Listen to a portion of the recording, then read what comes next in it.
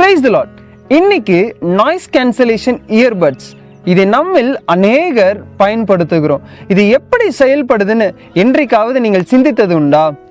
உங்களை சுற்றி நடக்கக்கூடிய சத்தத்தின் ஒலியை இது உள்வாங்கி அதற்கு நேர் எதிர்மறையான ஒலியை எழுப்பி உங்கள் சுற்றி நடக்கக்கூடிய சத்தத்தை உங்கள் செவிகளுக்குள் வரவிடாமல் தடுக்கிறது.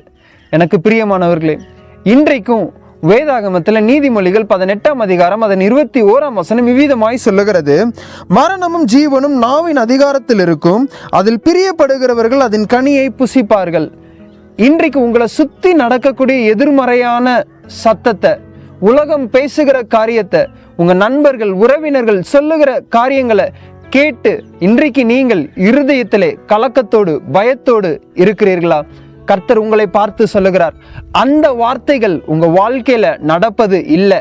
இன்றைக்கு கர்த்தர் உங்களை குறித்திருக்கிற காரியத்தை நீங்க பேச ஆரம்பிங்க.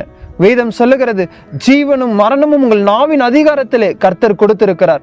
ஜீவனுக்கு ஏதுவான வார்த்தைகளை, நல் வார்த்தைகளை இன்றைக்கு பேச ஆரம்பிங்க. அது உங்க வாழ்க்கையில அப்படியே நடக்குங்க.